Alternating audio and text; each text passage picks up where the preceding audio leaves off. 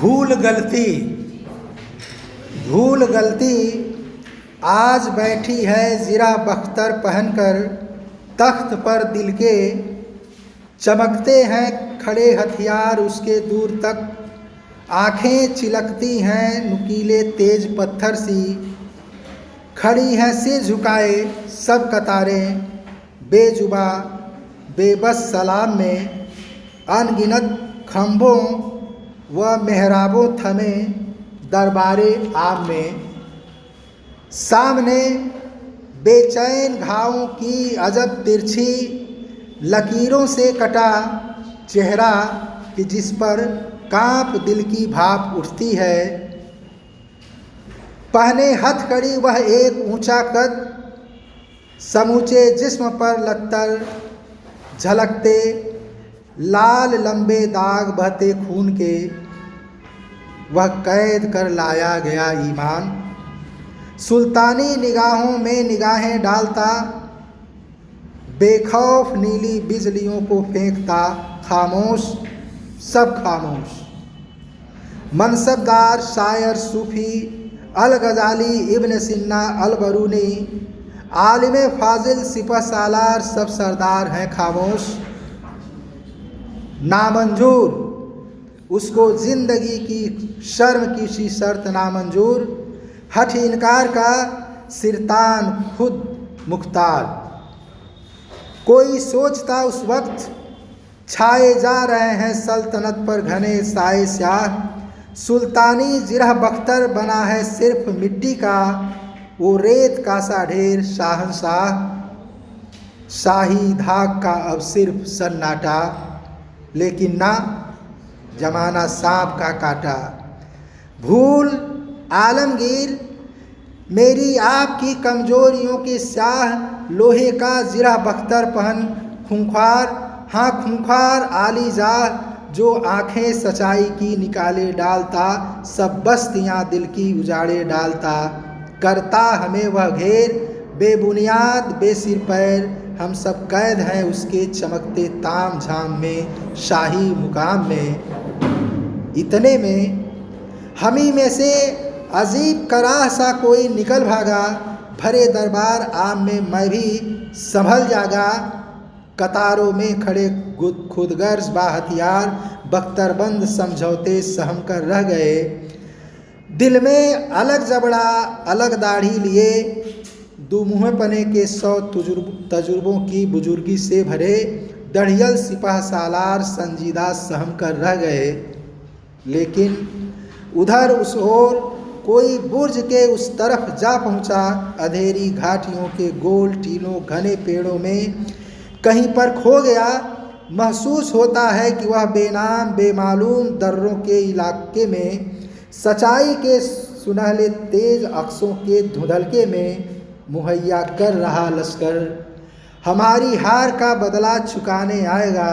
संकल्प धर्मा चेतना का रक्त प्लावित स्वर, हमारे ही हृदय का गुप्त स्वर्णाक्षर प्रकट होकर विकट हो जाएगा। भूल गलती, जैसा कि पहले बताया जा चुका है कि किसी कविता की कोई एक व्याख्या नहीं होती। बड़ी कविताओं में अर्थ के विविध स्तर मौजूद होते हैं। यह भूल गलती कविता भी वैसी ही कविता है। मुक्तिबोध की सर्वाधिक चर्चित कविताओं में से एक कविता है और यह चाँद का मुँह टेढ़ा में संकलित पहली कविता है। इस भूल गलती कविता को किसी ने चीनी आक्रमण के प्रभाव में लिखी गई कविता के रूप में देखा है और किसी ने तत्कालीन लोकतंत्र में मौजूद सामंती स्वर को देखा है, सामंती व्यवस्था की तलाश की है और किसी ने इसको विशुद्ध एक नैतिक कविता के तौर पर लिया है। इस कविता की जो अर्थ ध्वनियाँ हैं उसमें पर्याप्त इसके संकेत हैं कि ये अर्थ इसके लिए जा सकते हैं। यह कविता भूल गलती आदमी की अपनी भीतरी कमजोरियों,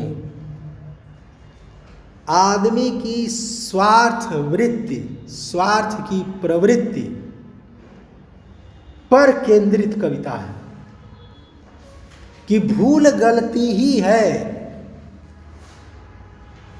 आदमी जिंदगी में तमाम भूलें करता है, गलतियां करता है, और उन भूलों और गलतियों के पीछे कई कारण हो सकते हैं। उसमें एक कारण यह भी होता है कि उसके पीछे उसका अपना स्वार्थ होता है, और वो जब गलतियां करता है तो खुद अपने भीतर वह तरह तरह के तर्क देता है, उन गलतियों के पक्ष में तरह तरह के तर्क देता है कि ऐसा था इसलिए मुझको ऐसा करना पड़ा, इस परिस्थिति में मुझसे ये हो गया। तो एक तरह से ये मध्यवर्गीय व्यक्ति के आत्मसंघर्ष की भी कविता है। भूल गलती आज बैठी है जिरह बख्तर पहनकर तख्त पर दिल के, हृदय के तख्त पर वह भूल गलती सुरक्षा कवच पहन करके बैठी हुई। उस भूल गलती का ही साम्राज्य व्यक्ति के हृदय पर है। वो भूल गलती ही उसको एक तरह से निर्देशित कर रही है।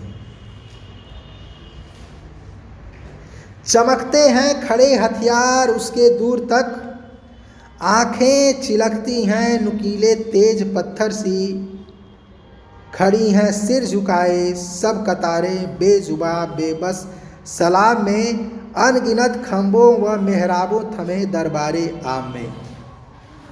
चूंकि मुक्तिबोध ने उस भूल गलती को दिल के तख्त पर बैठा हुआ घोषित किया है, तो इसके लिए पूरा एक रूप चित्र कवि खड़ा करता है। वो रूप चित्र है मध्यकालीन दरबारों का। हालांकि आलोचकों का यह कहना है कि उस समय का जो ग्वालियर का राजघराना था, ग्वालियर का जो दरबार था, उससे उन्होंने प्रभाव और प्रेरणा ली। तो चूंकि यह भूल गलती निर्देशित करने की स्थिति में है, एक सत्ता के रूप में है, इसलिए कवि ने उसको मध्यकालीन सुल्तान के रूप में रूपायित करने की कोशिश की। और पूरा वातावरण वैसा ही रचा है कि चमकते हैं खड़े हथियार उसके दूर तक, जैसे पूरा मध्यकालीन दरबार हो कि दूर तक लाइन में खड़े होकर के सैनिक खड़े हों। चमकते हैं खड़े हथियार उसके दूर तक, आंखें चिलकती हैं नुकीले तेज पत्थर की सी, उस सुल्तान की आंखें तेज पत्थर की तरह से चमक रही हैं, चुभने वाली हैं। खड़ी हैं सिर झुकाए सब कतारें बेजुबा बेबस सलाम में। जितने दरबारी हैं अलग अलग रूपों में सैनिक भी हैं, सिपा सालार भी हैं, सब हैं, वो सब चुपचाप कतार में खड़े हैं। अर्थात मनुष्य के भीतर की जो स्वार्थ वृत्ति है वह सफल तब हो जाती है जब दूसरी सकारात्मक वृत्तियां चुपचाप पड़ी रहती हैं, वो अपनी भूमिका अदा नहीं करती।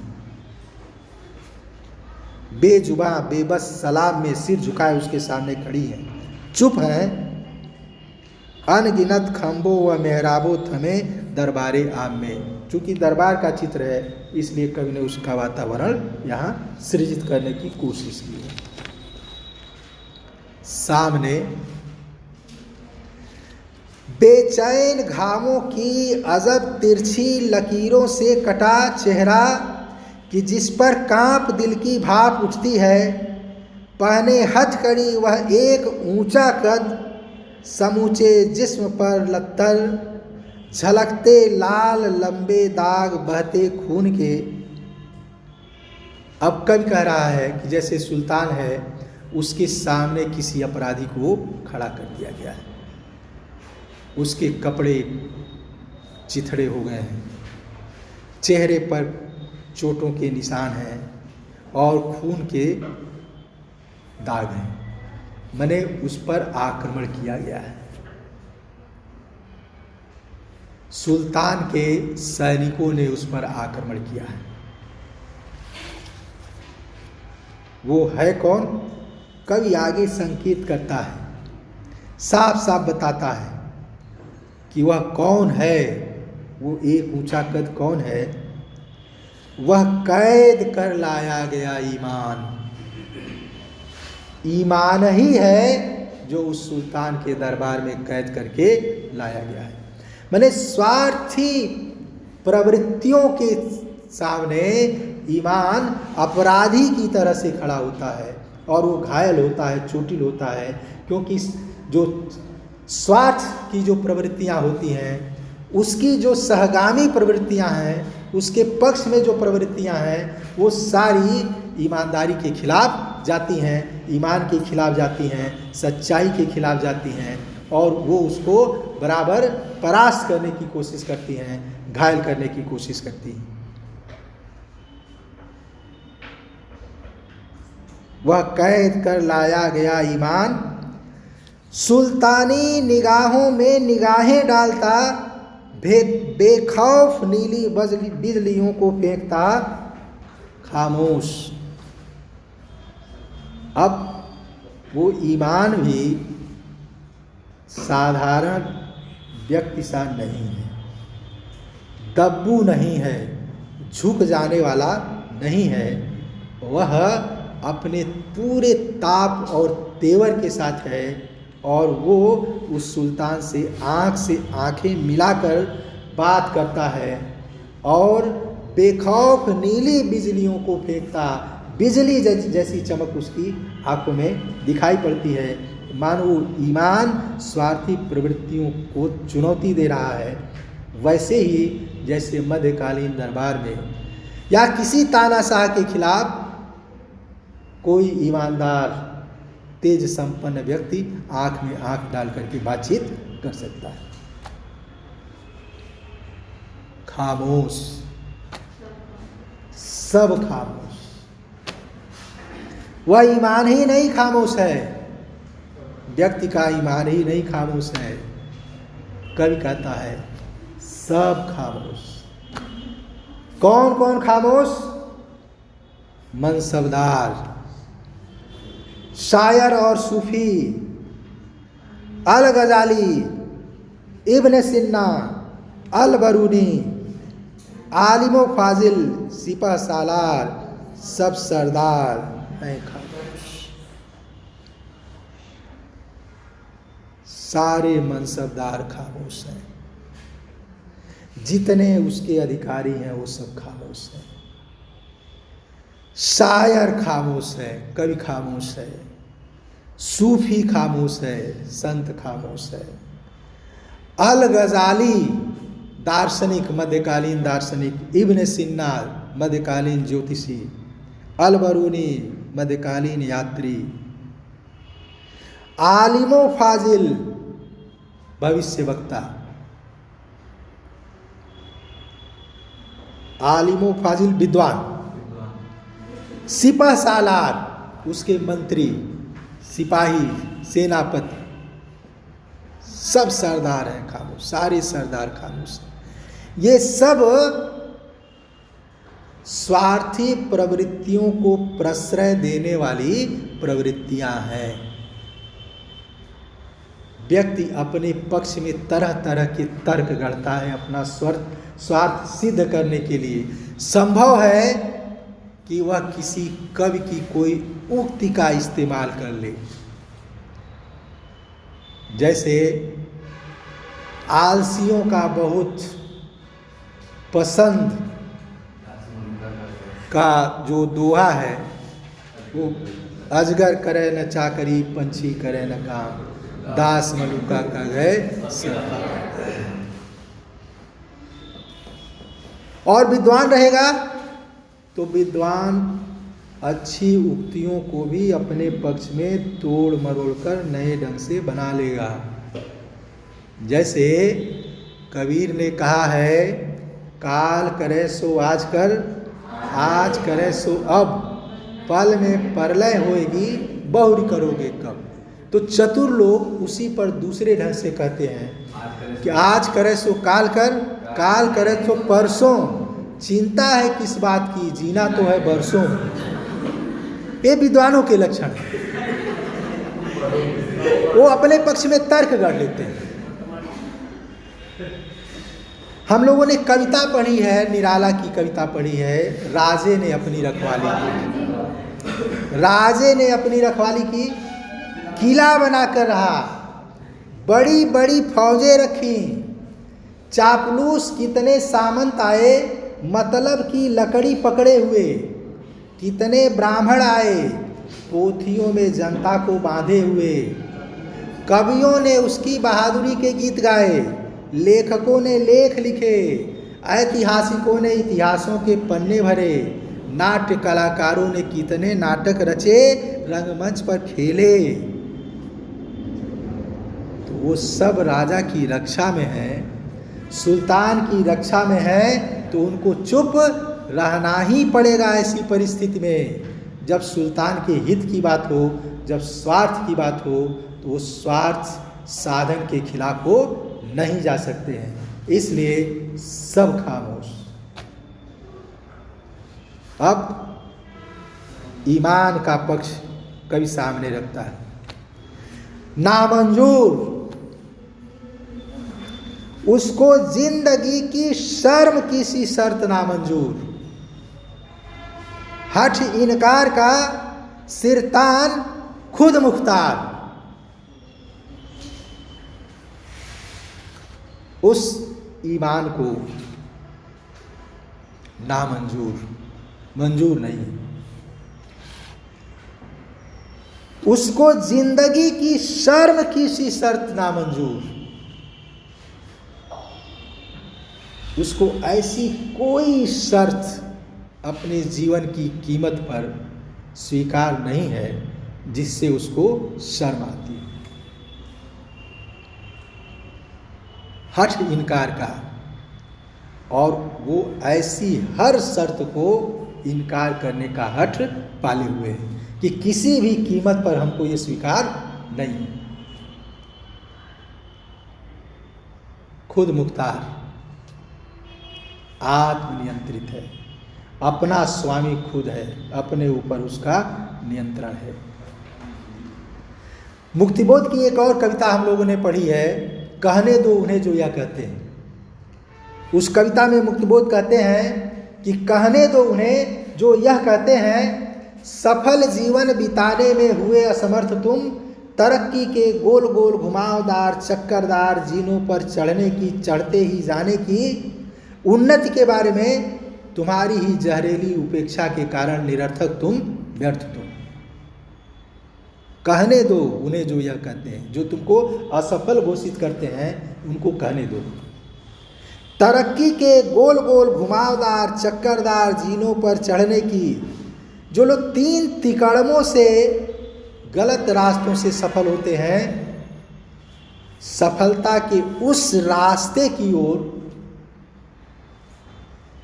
रास्ते के प्रति तुम्हारे मन में जहरीली उपेक्षा है, इसलिए तुमने उसको स्वीकार नहीं किया है, इसलिए तुम असफल रह गए हो। 3 तिकड़मों से, बेईमानी से, भ्रष्टाचार से कभी सफलता हासिल नहीं करना चाहता है। ईमान को ऐसी कोई शर्त स्वीकार नहीं है, और उसके लिए वो हठ पाले हुए है कि हम अपने रास्ते से डिगने वाले नहीं। कोई सोचता उस वक्त छाए जा रहे हैं सल्तनत पर घने साए स्याह, सुल्तानी जिरह बख्तर बना है सिर्फ मिट्टी का, वो रेत का सा ढेर शाहंशाह, शाही धाक का अब सिर्फ सन्नाटा। कवि कह रहा है उस समय कोई सोच सकता है, मैंने कोई ऐसा व्यक्ति जो इस तरह के सुल्तान के खिलाफ सीधे खड़ा है, आंख से आंख मिलाकर खड़ा है चुनौती देता हुआ, तो उसको लगता है कि अब ये जो सुल्तानी जो सत्ता है वो अब विनष्ट होने वाली है। छाए जा रहे हैं सल्तनत पर घने साए स्याह, घनी साया अब सल्तनत पर छाई जा रही। अब सल्तनत के सामने संकट है कि कोई भी सत्ता किसी भी रूप में किसी बगावत को, किसी विद्रोह को, किसी क्रांति को सहने के लिए स्वीकार नहीं होती है, बराबर उसको उससे भय बना रहता है। सुल्तानी जिरह बख्तर बना है सिर्फ मिट्टी का, उसको लगता है कि अगर ऐसे किसी के सामने कोई खड़ा है तो इसका मतलब ये सुरक्षा कवच बहुत कमज़ोर है, ये सुल्तान उसके सामने टिकने वाला नहीं है, कमज़ोर पड़ रहा है। वो रेत का सा ढेर शाहंशाह, मानो वो शाहंशाह उसके सामने रेत जैसा है, कभी भी ढह सकता है। शाही धाक का अब सिर्फ सन्नाटा, अब शाही धाक किसी तरह से रह नहीं गई। सत्ता अपने खिलाफ उठने वाली हर आवाज़ को हर तरह से दबा देना चाहती है, और अगर कोई आवाज़ सत्ता के खिलाफ उठने लगती है, कोई मजबूत आवाज़ उठने लगती है, तो लोगों को ये लगने लगता है कि अब सत्ता की चलने वाली नहीं है, सत्ता चुप साध जाती है। तो बिल्कुल कभी कहता है किसी को ऐसा लग सकता है, उस पूरे वातावरण को देखकर किसी को ऐसा लग सकता है, लेकिन ना, जमाना सांप का काटा। कोष्टक में है, जो प्रयोगवाद की विशेषताओं के बारे में बार बार बात कही जा रही कि कवियों ने तरह तरह से प्रयोग किए हैं कि कोष्टक में कुछ महत्वपूर्ण बातों को कोष्टक में रख दिया गया है, लेकिन ना, जमाना सांप का काटा। ये केवल किसी सुल्तान का ही मामला नहीं है, ये किसी स्वार्थ वृत्ति का ही मामला नहीं है। बुरी प्रवृत्तियां समाज के हिसाब से भी फैलती हैं। जिस तरह का सामाजिक वातावरण होता है उस तरह की प्रवृत्ति को बल मिलने लगता है। तो जमाना सांप का काटा, पूरा सामाजिक परिदृश्य भी ऐसा ही है जिसमें ईमान के लिए स्वतंत्र जीवन बिताने की जगह नहीं है, जहां ईमान के लिए महत्वपूर्ण जगह नहीं है। भूल भूल आलमगीर, यही भूल गलती। मेरी आपकी कमजोरियों के स्याह लोहे का जिरह बख्तर पहन खूंखार, हाँ खूंखार आलीजा, वो आंखें सच्चाई की निकाले डालता, सब बस्तियां दिल की उजाड़े डालता, करता हमें वह घेर बेबुनियाद बेसिर पैर, हम सब कैद हैं उसके चमकते ताम झाम में, शाही मुकाम में। मेरी आपकी कमजोरियों के स्याह, हर व्यक्ति की कोई न कोई कमजोरी होती है, और सत्ता जब किसी आंदोलन को तोड़ना चाहती है, किसी समूह को कमजोर करना चाहती है, तो सत्ता सबकी कमजोरियों के बारे में पता करने की कोशिश करती है और सबकी उस कमजोरियों को अपने पक्ष में इस्तेमाल करने का प्रयास करती है। तो मेरी आपकी कमजोरियों के स्याह लोहे का जिरह बख्तर पहन, लोहे का सुरक्षा कवच पहन, खूंखार, हाँ खूंखार आली जाए, जो खूंखार तानाशाह है, मनुष्य की स्वार्थ वृत्ति है या कोई तानाशाह है, कोई सामंत है, वो आंखें सच्चाई की निकाले डालता, सच्चाई की आंखें वो फोड़ देता है, सच्चाई को अंधा बना देता है। सब बस्तियां दिल की उजाड़े डालता, सारी कोमल भावनाओं को नष्ट कर देता है।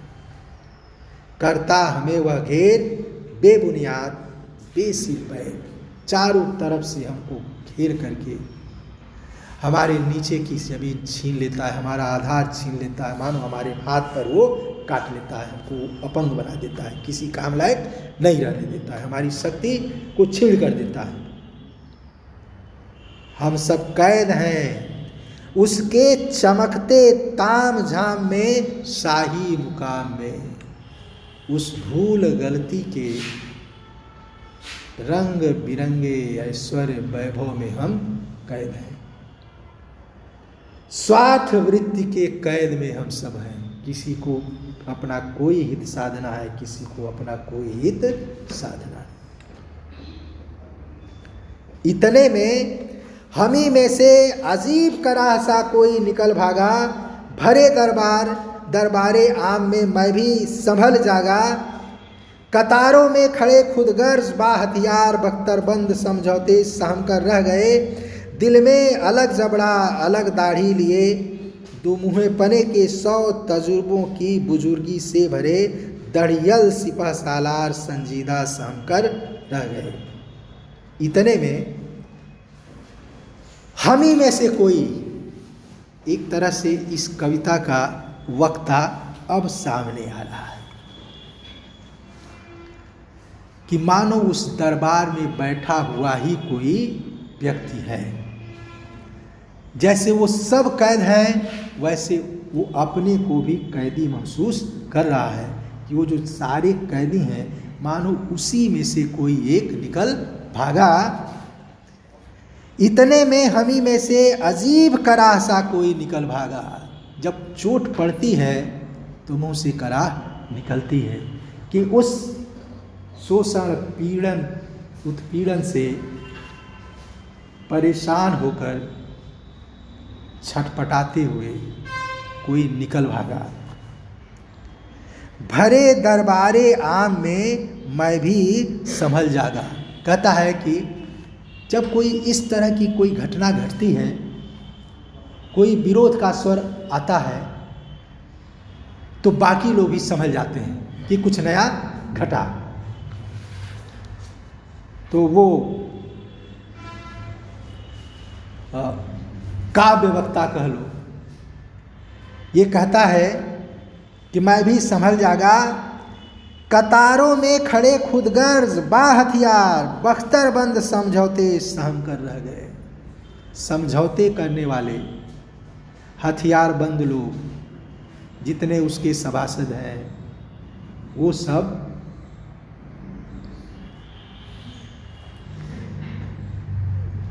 देखो, ये जो सहम कर लिखा है ना, ये वहम कर होना चाहिए। वहम कर रह गए, मैंने उनको वहम जैसा कुछ हुआ। कभी कभी कुछ घटता है तो लोग सोचते हैं कि नहीं, ऐसा कुछ नहीं हुआ होगा, हमको वहम हुआ है कि इस परिस्थिति में कोई निकल कर भागने वाला नहीं है।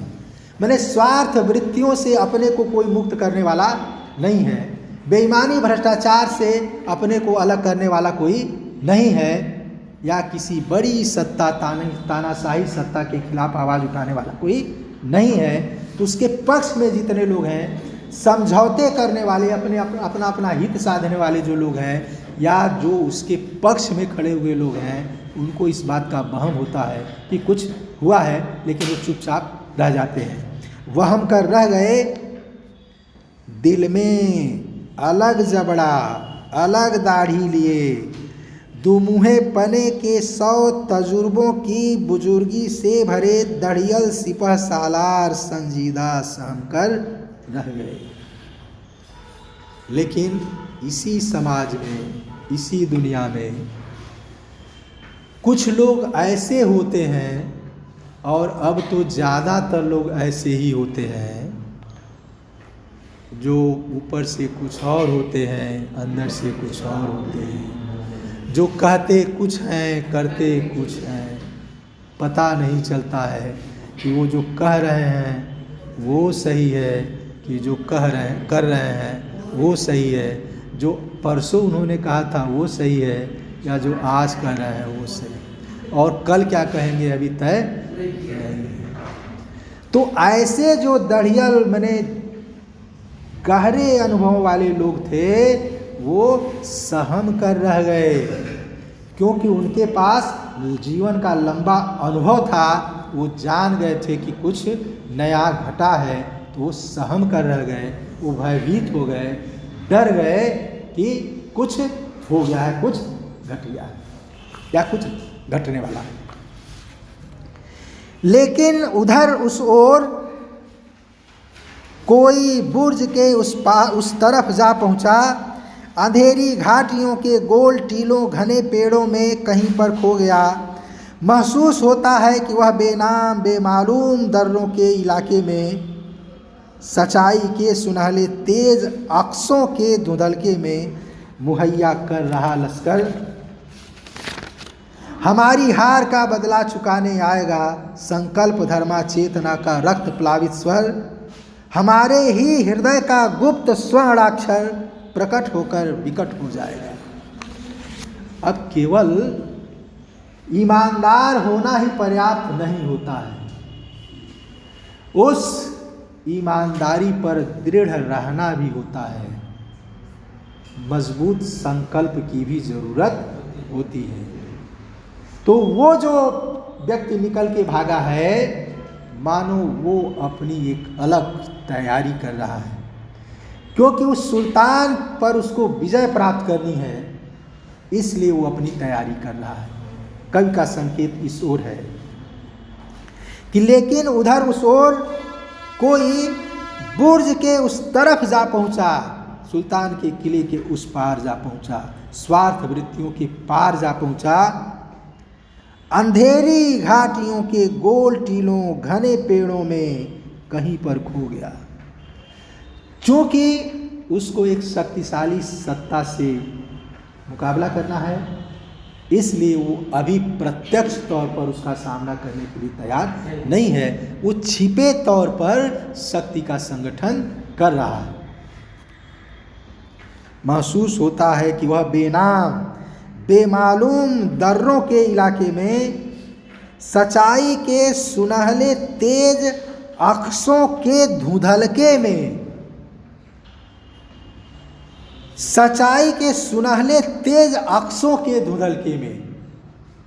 सच्चाई का तेज तो है, लेकिन अभी धुंधलका बना हुआ है, क्योंकि सच्चाई अभी खुल करके सामने आने के लिए तैयार नहीं है। ईमानदारी अभी खुल करके सामना करने के लिए तैयार नहीं है।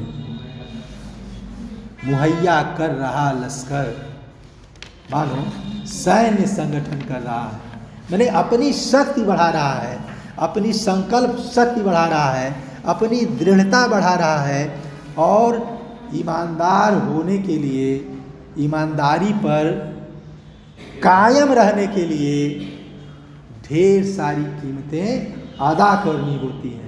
और जब तक व्यक्ति ढेर सारी कीमतों को अदा करने का साहस नहीं जुटा सकता है, तब तक वह ईमानदारी पर कायम नहीं रह सकता है। मानो वह इसी रूप में अपनी शक्ति जुटा रहा है। हमारी हार का बदला चुकाने आएगा। संकल्प धर्मा चेतना का रक्त प्लावित स्वर। अब उस व्यक्ति के लिए कवि कह रहा है कि वह संकल्प धर्मा चेतना वाला है, संकल्प शक्ति वाला है, और रक्त प्लावित स्वर, रक्त से आप्लावित, रक्त रंजित स्वर है, चूँकि उसको सारी कीमतें, सत्ता से संघर्ष की कीमतें उसको अदा करनी है।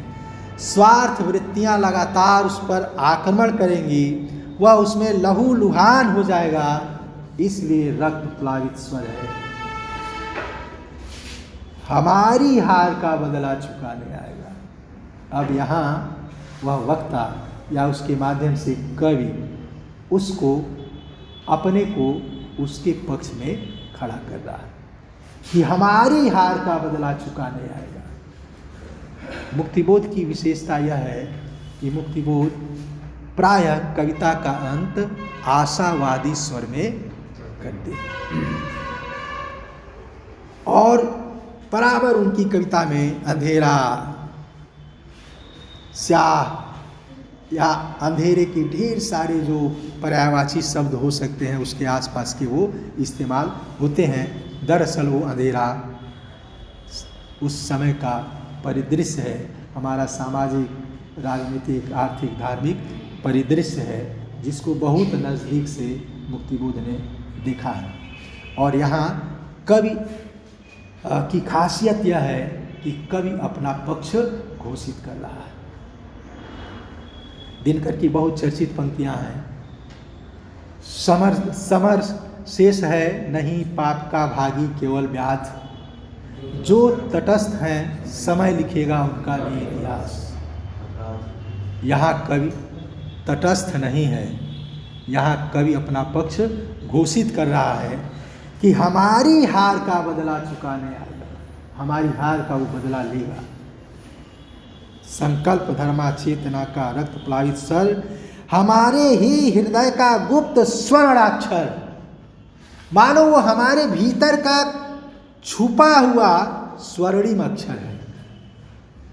माने हम अपने हृदय में जिस सच्चाई की बात सोचते हैं, जिस ईमानदारी की बात सोचते हैं कि हमको ऐसा ही होना चाहिए, सचमुच वह हमारे भीतर की ही आवाज़ है, हमारे भीतर की वो स्वर्णिम आवाज़ है जो इस स्वार्थ वृत्ति से, उस तानाशाह के कैद से मुक्त हो चुका है, प्रकट होकर विकट हो जाएगा। और जब वो प्रकट होगा, जब वो खुलकर सामने आएगा, अपनी पूरी शक्ति के साथ सामने आएगा, तो इस सल्तनत के खिलाफ, इस सुल्तान के खिलाफ या स्वार्थ की प्रवृत्तियों के खिलाफ वो एक विकट समस्या के रूप में सामने आएगा, एक कठिन समस्या के रूप में सामने आएगा। और उसका सामना करने के लिए ये स्वार्थ वृत्तियाँ तैयार नहीं होंगी, समर्थ नहीं होंगी, वो तानाशाह मुकाबले की में समर्थ नहीं हो पाएगा। तो इस कविता का अंत इस आशावादी स्वर के साथ होता है। और बीच बीच में कविता में ये देखा गया कि अलग अलग इसके अर्थ के स्तर हैं जिनकी व्याख्या किसी भी रूप में हो सकती है। वो किसी तानाशाही सत्ता के खिलाफ हो सकती है, किसी सामंतवादी सत्ता के खिलाफ हो सकती है, या भीतर की कमजोरियों के खिलाफ हो सकती है। सामंतवादी सत्ता, भीतर की कमजोरियाँ या तानाशाही सत्ता ही सुल्तान के रूप में यहाँ चित्रित है, और उसकी जो विरोधी प्रवृत्तियाँ हो सकती हैं वो उस व्यक्ति के रूप में, इस काव्य के नायक के रूप में चित्रित हैं। धन्यवाद।